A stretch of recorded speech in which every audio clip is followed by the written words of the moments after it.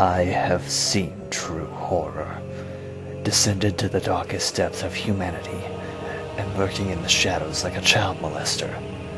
I found the Pagemaster. In truth, I had hoped the game's existence to be nothing more than a fairy tale, but when I saw it on the bargain shelf wedged between Power Rangers and Pac-Man 2, everything the nostalgia critic told me about, warned me about, was forgotten. It was going to be my best episode yet. Hello and welcome to $5 Game. No, don't even show that, I want to get this over with quick. So, am I surprised it exists? No. Is it worth it? No. If you have to play it, emulate it, play for 10 minutes, delete it, and then never look at it again. Bye!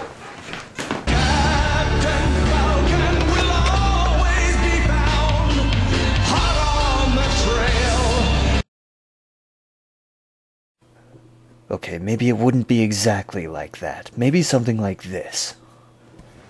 I'm sorry, it's just... My God! It's like someone traveled back in time to make this, specifically so I wouldn't think Urban Chaos was so bad.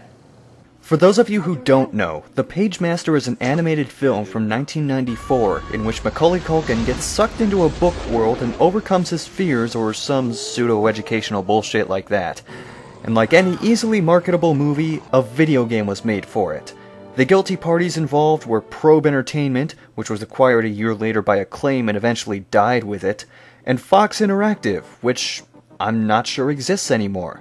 Their last listed game was Alien vs. Predator 2 Gold Edition from 2003, when according to Giant Bomb, the company was acquired by Vivendi Games, who then merged with Activision in 2008. If all of that's true, Activision has the game developing equivalent of a tapeworm chowing down on its insides. Actually, that explains a lot. Except for how this game got to me from freaking Maryland. Fuck you, Baltimore! This game is so bad that Lord Cat of Until We Win wouldn't do it for his show. Hell, listen to what he had to say about it. What's worse than a bad movie? How about a bad movie game tie-in? Pagemaster is a game about a little boy in a gray dungeon and he can't get out of it because this game blows chunks. I can't really tell because I can't get out of the first level, and I don't really want to. Damn, dude. Really? Did you mean like the first level or the horror section or... You know what, it doesn't matter. I'll beat this game for you. There's just one small problem. This cartridge doesn't work. So you know what I did? I got another one. These were only $2.40 a piece, so even after buying 2 of them, which I still can't believe I did, I am still under the $5 limit. I'll just show you the first part of the first level to show you how well thought out the game design was. You speed walk to the right and find Horror snoozing in the corner. This was a fairly prominent supporting character from the film, so there must be some point to him, right? Well, there is. You pick him up, throw him toward the beginning of the level, and use him as a footstool to reach an extra life. Well, I did say he was a supporting role.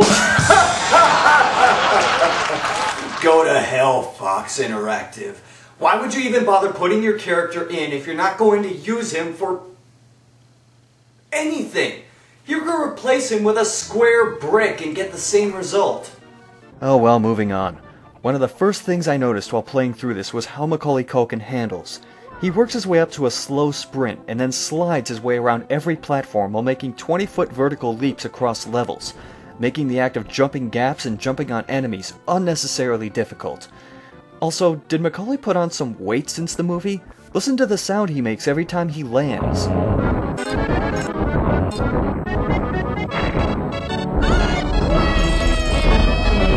Speaking of sounds, Macaulay likes to use the same few sound bites every time he finds an item or sees the end of a level. This really helps the player experience the awe and wonderment that Richard Tyler experienced in the movie. He was in awe, right?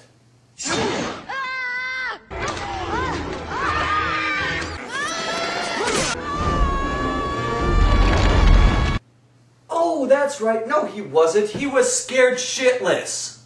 As annoying as the kid is, the music is far worse.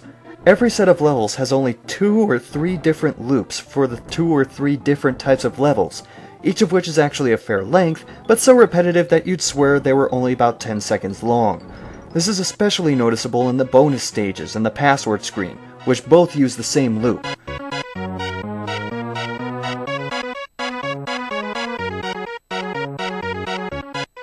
I'm just going to assume this is a way to motivate the player to finish the stages and enter passwords as fast as possible. And considering as how most of these levels can be finished in about 20 seconds or so, I don't think that's far from the truth. Just hope that you never find an invulnerability power-up, or you'll hear something even worse.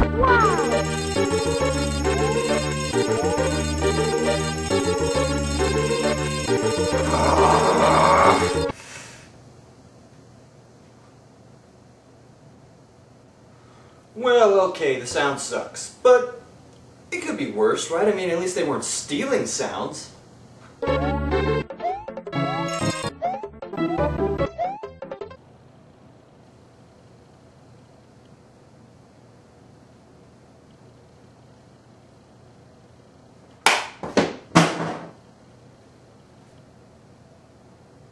And I've only covered sounds so far.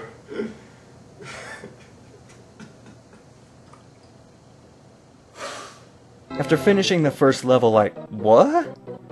Apparently I triggered a glitch that opens every level in the game! Hallelujah! Of course, even this managed to piss me off because I saw that some paths led to dead ends instead of the exit. Without this glitch, I wouldn't know which way to go because the exit isn't visible until you beat the level in front of it, and you can't tell if a path is a dead end until you've beaten the level at the end of it.